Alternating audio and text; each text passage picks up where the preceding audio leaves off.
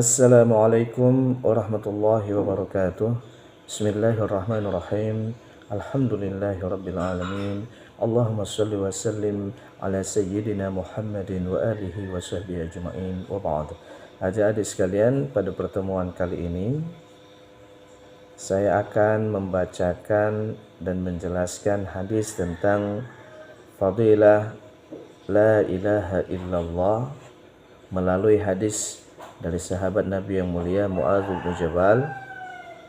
Hadisnya berbunyi begini. An Muadz bin Jabal qala qala Rasulullah sallallahu alaihi wasallam man kana akhiru kalamihi la ilaha illallah dakhala al-jannah rawahu Abu Dawud. Saya ulang. An Muadz bin Jabal qala qala Rasulullah sallallahu alaihi wasallam man kana akhiru kalamihi la ilaha illallah dakhala al-jannah rawahu Abu Dawud.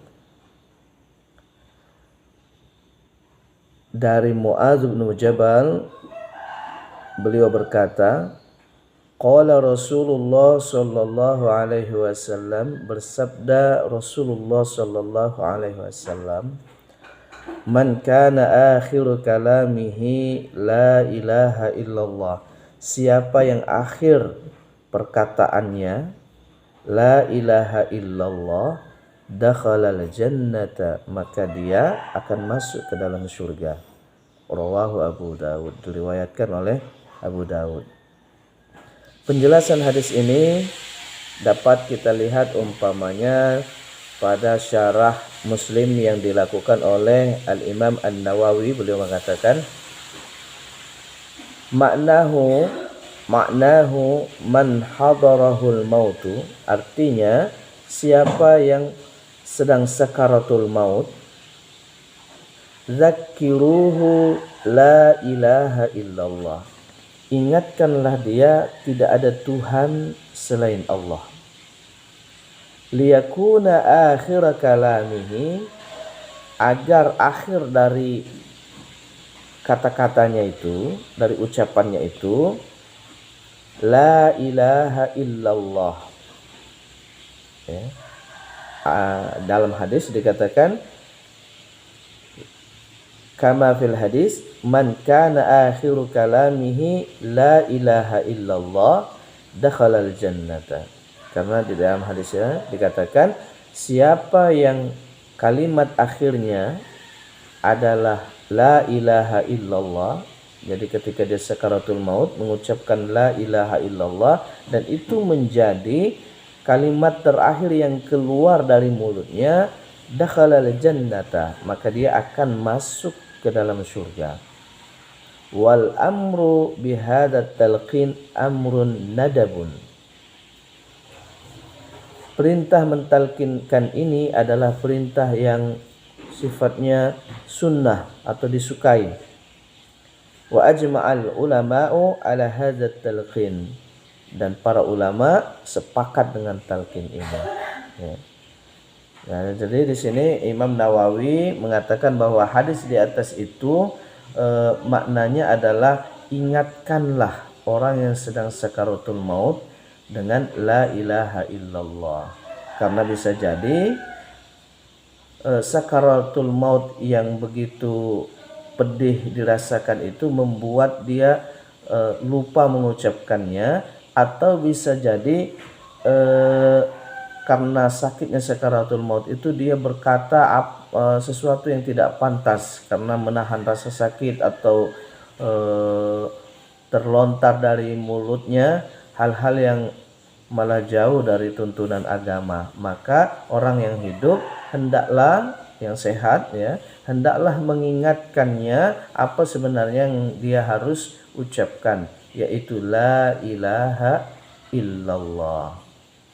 Nah, terkait dengan perawi hadis ini adalah Muadz bin Jabal, seorang sahabat Nabi yang di beberapa hadis itu memang tampak kemuliaannya.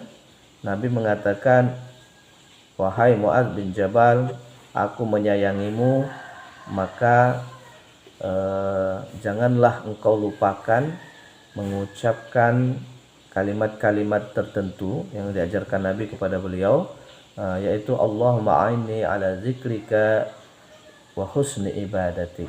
Ya Allah, bantulah aku untuk mengingatmu dan memperbaiki ibadahku kepadamu. Ya banyak ya, termasuk juga beliau ini adalah sahabat yang diutus untuk menyampaikan dakwah Islam kepada kaum Yahudi. Jadi beliau ini punya keutamaan di sisi Rasulullah Shallallahu Alaihi Wasallam.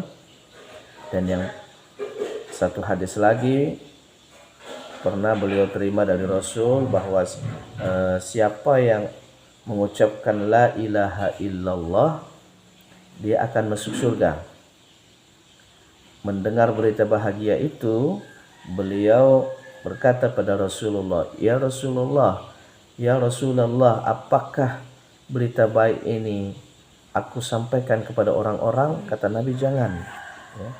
Kenapa? Karena Nabi khawatir umat Islam kemudian tidak mengejar fadilah-fadilah di dalam ajaran agama. Dia hanya mengandalkan satu kebaikan itu, yaitu la ilaha illallah, dan melupakan yang lainnya dan merasa cukup dengan itu. Jadi tidak berusaha untuk mencapai yang terbaik.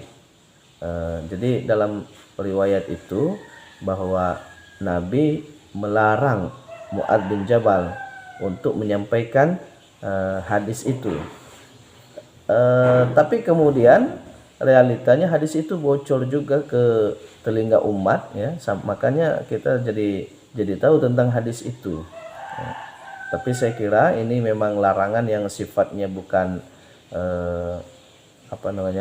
bukan wajib untuk diikuti, tapi Nabi memang hanya takut kalau umatnya itu tidak mengejar hal-hal baik di dalam agama ini. Saya kira itu sebagai pengantar. Mudah-mudahan Allah Subhanahu wa taala anugerahkan di dalam kehidupan kita ketakwaan, dan pada akhirnya tidak terucap kalimat penutup dalam hidup kita kecuali la ilaha illallah, sebagaimana disebutkan di dalam hadis ini, man kana akhiru kalamihi la ilaha illallah dakhalal jannata, rawahu Abu Dawud. Terima kasih atas perhatiannya. Jangan lupa subscribe, like, dan komen. Assalamualaikum warahmatullahi wabarakatuh.